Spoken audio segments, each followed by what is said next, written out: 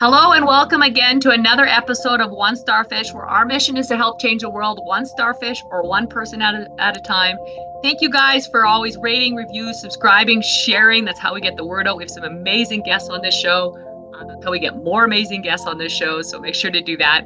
Excited for our guest today. Patrick and I know each other from Arte. He's first of all a family guy. He's an avid mountain biker, bootstrap entrepreneur. He has business. Does investment quality automobiles, and he started in 2003, so it's been around for a long time, which is pretty cool. And yeah, I'm excited to get into the journey. Welcome to the show, Patrick. Thank you for having me. I'm really excited to talk with you. This is amazing.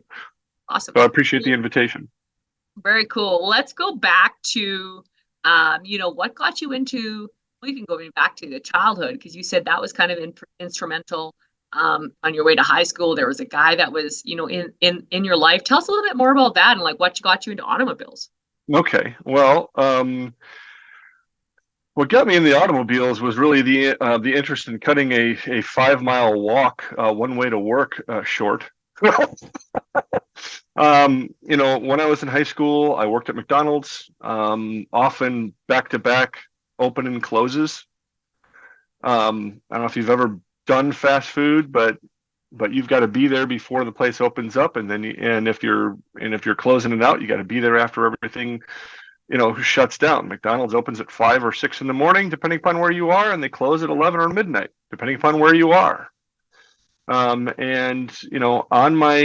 my journey back and forth between my home and work, there was this one house that had a like a 1 car wide 3 deep garage with a bare bulb light, and it was always on, no matter how late at night I was ending work or how early in the morning I was there. And this guy was working on some really cool cars, vintage Mercury Cougars, like 67 through 70. And I'd stop and I wouldn't say anything. I would just keep him company and watch him work, and he never told me to get lost. And after he realized that I was going to keep coming around, we started to get to know each other, and he started showing me, what various things were, and how to work on my own cars. And he actually gave me the pointers to help me buy my first car, which was really cool. And he has an indelible place in both for my love of automobiles, and also the hands-on do-it-yourself attitude. That's so good. Like this is, I mean, it's all about, it's like one starfish helps change one life, right? It's just one at a time. This guy probably had no clue, who you become and what you do. He just knew that you were there, and he was there to, support you, which was pretty cool, because some people would be like, get lost, kid, or whatever they would say, right? Just a regular guy being kind, Yes. and rewarding my curiosity with, and recognizing my willingness to learn, and that was neat. And, I think, had it not been for that guy, I'd probably be doing something else or in big trouble. Mm-hmm. Yeah. So yeah, I was really sad when they moved away. I was really sad. But I'm glad to have had that experience, because I do believe that it changed the trajectory of my life. That's so cool. So now, how old would you have been at this time then? You're a teenager? Is that what you said? Yeah, I was working, at age 15 with a work permit, so I wasn't even licensed to drive at that point. And sometimes I'd ride my bike just to work, and sometimes I would just walk, and yeah. And so, where do you think that work ethic came from? Like, now thinking back to your family, what did you do with the money you were getting? Were you able to keep it, or was that helping the family? Oh, you know what? It was the work ethic came more from both an example and an ultimatum from my dad. My dad was a third shift press operator at a place called Pioneer Press that used to do a chain of like 13 local newspapers all up and down the North Shore of Chicago. And while he was doing that, he was also going to business school. So, and it was interesting. He was advancing his going after his business degree and also becoming a leader within within this business. Really bootstrapped from the bottom up. I don't know if offset press operation is unforgiving work. It's loud, it's dirty, it's nasty. And he set an example by doing whatever it took to provide for the family. I didn't have to contribute myself, but when I was about 8 years old, I said I wanted to get a paper route, and he looked at me and said, "Okay, that's fine, but if you choose to get a job, you're never going to be without one." He's like, "If you're going to start working now, you have to keep working." So my first job was not at 15; it was at age 8. I would deliver a double. I had actually picked up a double route because the kid in the next neighborhood was not reliable. So I took care of 160 homes for the Advertiser, which was a once a week publication, and I delivered them on my skateboard. And I don't know if you know what one of those shoulder bags, those padded shoulder bags that handle all these rolled up newspapers. I had one of them is heavy. I had two. So I had one slung over this shoulder and the other one slung over this shoulder, and I'd ride my skateboard and deliver all of them. So I guess that's always been a thing. The other thing too is, hey, look, I'm a Gen Xer. I was a latchkey kid. Both of my parents worked. There was a chore list when I got home. And as long as that was done, by the time they got home, I didn't get in trouble. So I think the work ethic thing has always been just part of, the atmosphere that I breathed. Totally. And yeah, and I really didn't realize that was uncommon. Right. Until, ironically, until I was at my grandmother's funeral. And this was only a few years ago. Okay. And my cousins and I aren't really close. We don't see each other a whole lot. But when I was there, they were all at a table, and we're all adults now, right? They're all at a table, and they're like, yeah, hey, Pat, there you are. How's the old workhorse doing? And I'm like, what? So apparently this is a trait that's always been noticed in me.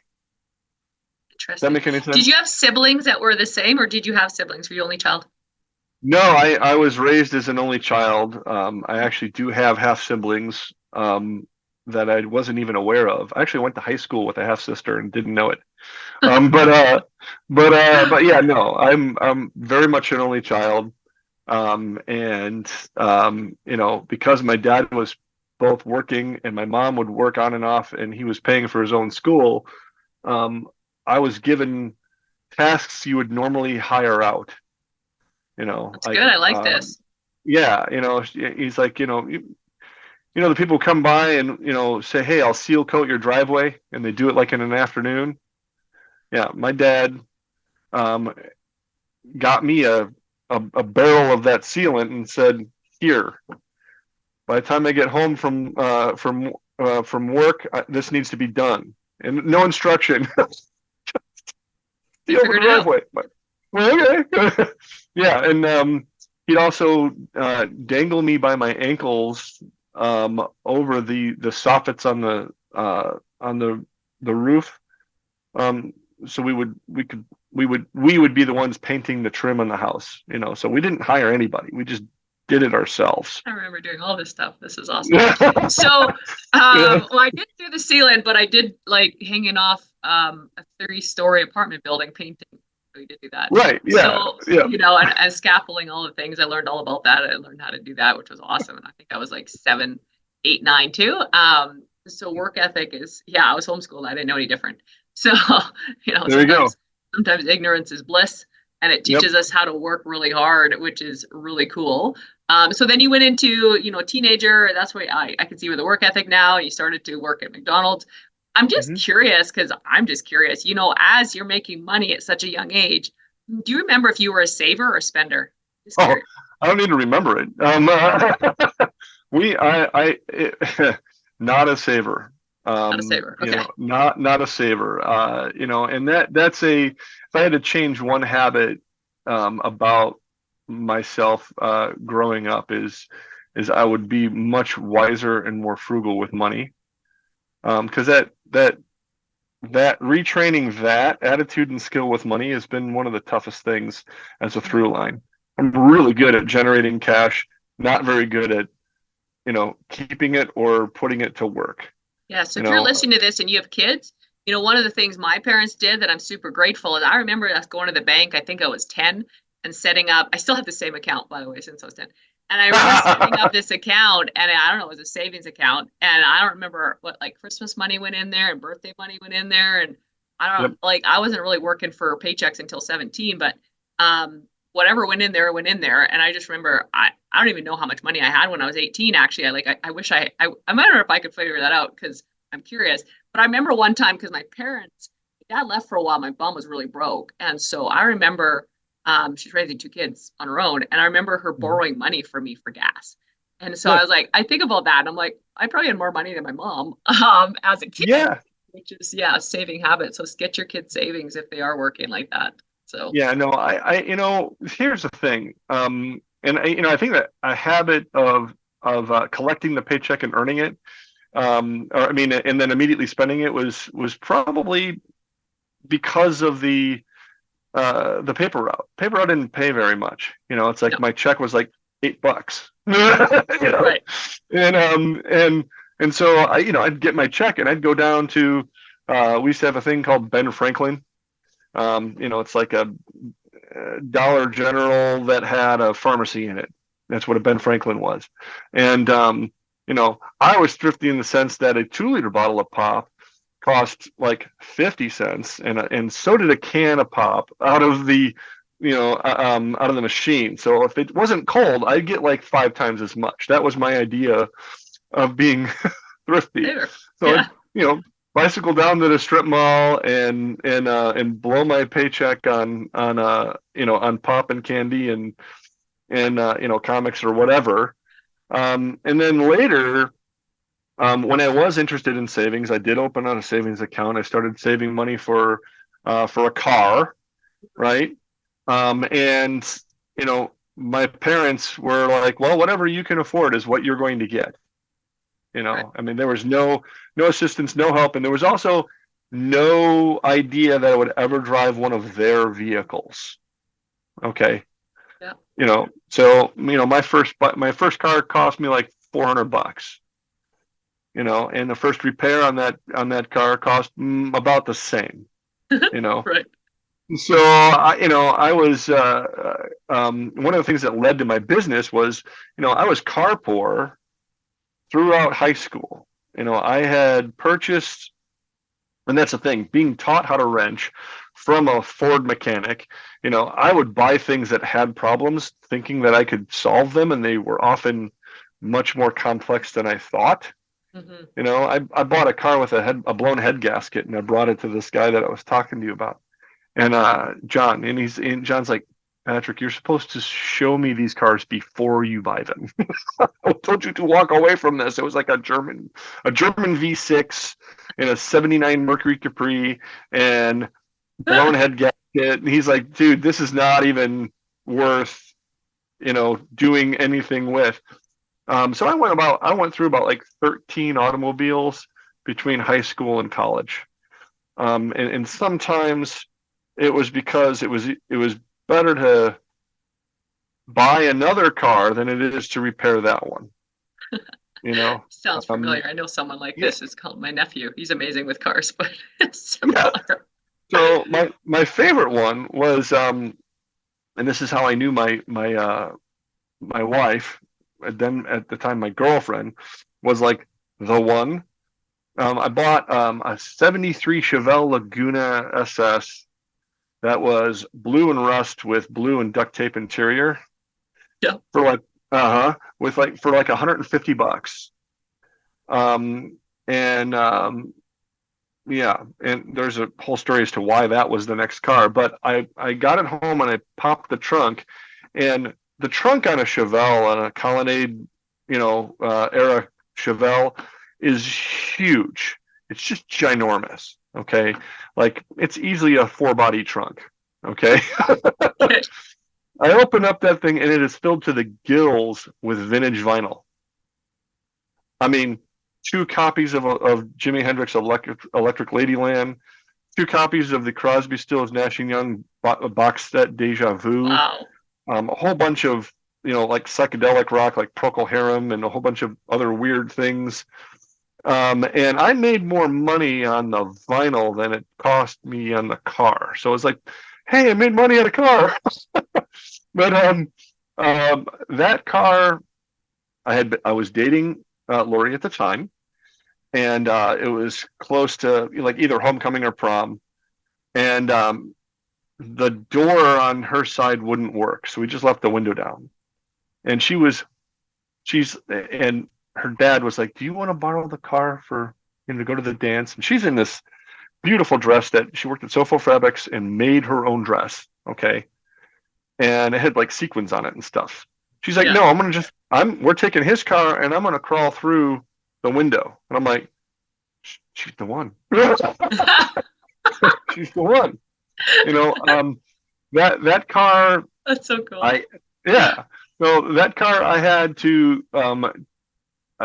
keep a large wrench, so I can turn the crank. There's a big nut at on the front of the engine, and I needed that. I needed to turn that in order to get past the gaps in the tooth for the flywheel, because there was some flywheel teeth missing. And I also had a 5-pound sledge because the starter solenoid would stick too, and I didn't want to fix all of these things. So anytime I couldn't start the car, I'd first smack the starter to see if it would engage, and if it was spinning freely, I knew that I was in that little gap in the flywheel. So I would just go ahead and, turn the end nut for the crank and get it past that spot, and then start the car. And so it was that kind of stuff. That's awesome. So what got you into your business now? 2003, you started your business. We've been doing that, 20 something years now. What got you into your business, Yeah. and what were some of the hurdles you had to overcome getting started? Well, I started the business really out of necessity. I was an IT recruiter out of college. I put myself through college, and helped build some organizations that build some of the early internet, online banking, real-time transaction clearing floors for the Chicago Mercantile Exchange, the satellite prescription system, the Unix-based satellite prescription system for Walgreens, that kind of stuff. And then it was a house of cards that all of the .coms were just going bust, and I followed my recruiting career as an independent contractor to keep money coming in, for a while, but then eventually put myself on the couch. I said, okay, listen, you're directing other people's careers. You're, telling other people how, they should proceed professionally. Physician, put yourself on the couch, and I asked myself a very simple question. If I didn't have to worry about time or money, what would I be doing with both, right? And it came back to, I would be playing with cars and I would be hanging out with car guys, and that whole collapse was pretty horrendous. We had one kid, one in the way. We had sold our house in order to, because we had to, moved back closer to home base, Lori's parents, but in a 4-flat apartment. And she went to work for the first time in years, so we would have like health care. And I started the first business called Show Your Auto in July of 2003. My desk was a closet door resting on filing cabinets, and I was taking care of a newborn and a toddler while working the phones to bootstrap that business. And I think one of the funniest things that I always, is from talking to a person, either on a consignment or an investment quality car, and then all of a sudden a child would cry and be like, the veil of professionalism hath been pierced. I mean, you hear it now almost regularly when you're talking to customer Yes, service everyone's people. at home now. Mm-hmm. Everyone's at home now. I was doing that 20 years ago. It wasn't normal. In fact, one of the first consignments that I took in, I was just cold calling newspapers looking for ads that were just misplaced. It's like, this isn't a used car. This is a collectible being advertised like a used car. And I would just interview the people. How is this working for you? What kind of response are you getting? Oh, it sucks. I get a bunch of tire kickers. People want to lowball me and things like that. And I'm like, well, what would you do if I were to come over and photograph and catalog the car, advertise it for you, field all the calls, and get you an offer better or higher than you were looking to get bottom line for yourself? Was that something that you would want or not? And so one guy's like, sure. Well, I loaded up my kids, went to his place, and Josie, my oldest, was blonde, little pigtails, running around this Corvette collection while I'm trying to catalog a car. That worked out because he was like a grandfather type. But yeah, that was one of my first big consignments. Was a '93 Corvette, Ruby edition. He didn't have one; he had four. And that summer, I ended up selling 13 of them. And it was very simple. Yeah, when people call, I wouldn't, normally, Angela, when someone calls you and you sold a car, what do you normally say? I don't know. Sorry, the car. Sorry, the car sold. Thank you for your interest. Right. Right. No, when someone called me on a sold car, I go, okay, well, tell me what you're looking for ideally, and I'll tell you whether or not that one was a good fit. And they would tell me exactly what they want. And I said, well, the good news is that car would have been a good fit for what you want. The other news is that it's sold, but that gentleman has three others that we're not advertising, and I know where a bunch are. What would you do if I were to find one that fit the criteria that you just laid out for me? Well, I'd buy the car. I said, great. That's a locator. Yeah. It happened. I love it. So, a couple of things I'm curious about. How many calls per day would you be making? And what gave your wife the belief in you to go to work, to let you look after the kids while you're building this business? How was that? Because her and I, were dating through high school, my junior year, and we actually went to college together too. And I paid my own way, worked my own way through college. She saw, she saw the results of that, and she also saw how well I did in recruiting when I was doing that, and I think that just gave her, the belief. It's like, look, I was, in college, I did I did work McDonald's one semester in college after she, so my sophomore year when she came in as a freshman, and she's like, Pat, I every time we get together, you smell like burgers. Can you get another job? I said, sure, I'll find something else. And I found a job on a pig farm. And then she's like, could you go back to McDonald's?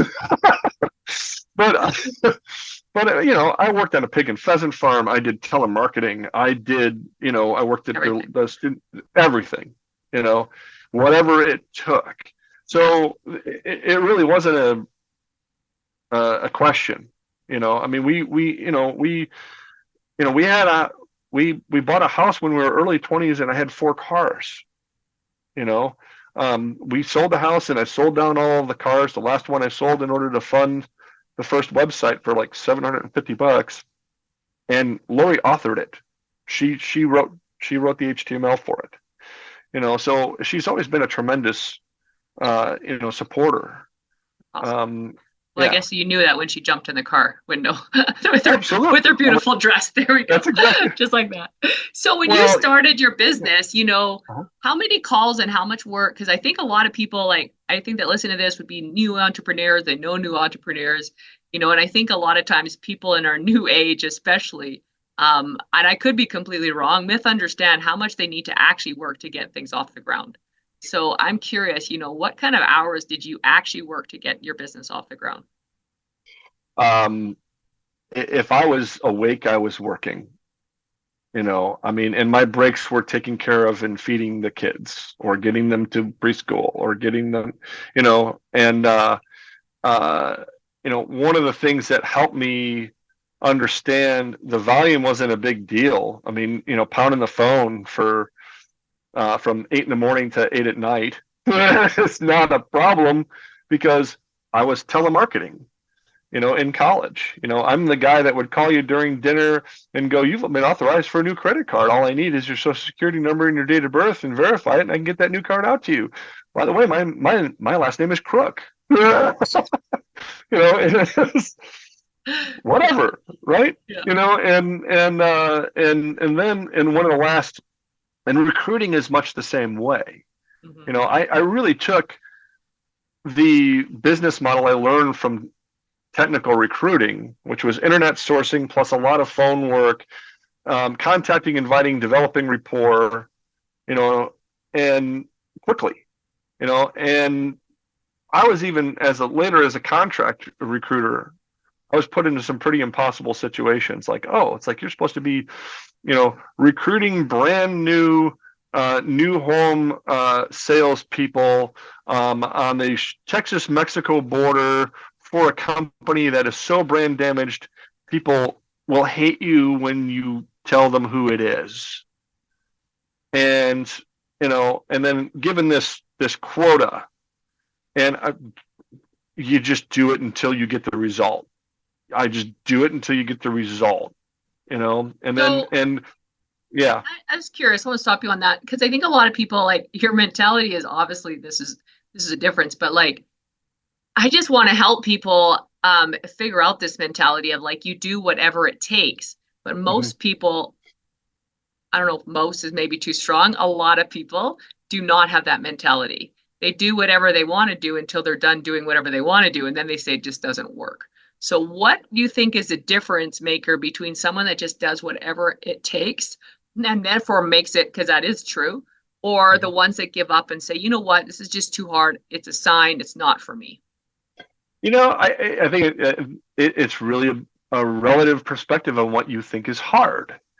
I would much prefer talking to people and turning strangers into friends than growing up when I was a kid. I grew up in the kind of neighborhood that if we if people started fist fighting in the neighborhood, parents would come out with lawn chairs. They wouldn't come out to stop a fight. They would come out to watch it. Okay.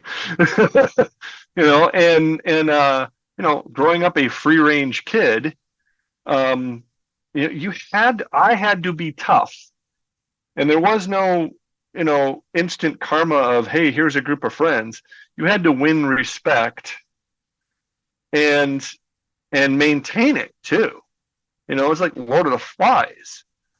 So there is where the tenacity was. It's like, look, I'm not going to be this Omega dog. In fact, um, that that that is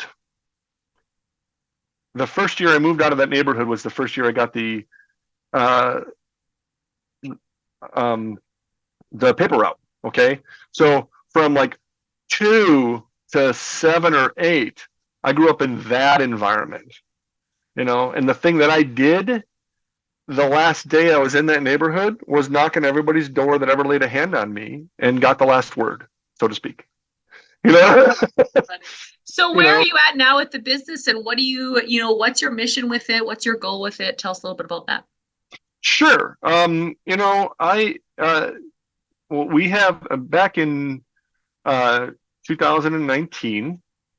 I Show Your Auto started and had a good 15-year run. Um, I attempted to scale it and grow it. I did not have the leadership and managerial capabilities that were required to do that successfully. So I had to shut it down and restart. And this time, not with Lori as a occasional participant and a silent supporter, but as my formal business partner. It was also around the same time that I joined Arate. And, I think the big difference between what we were doing before and what we're doing now is a redefinition of what we do. Before it was, hey, we're going to build, Dragon's hordes for people, right? Find really kick butt cars that, they can put in their little man caves and revere and then in turn for a profit years later. I found those weren't the same kind of guys that John was. It wasn't really about community and bringing them out and driving them and that kind of stuff. It was, it just didn't feel as good.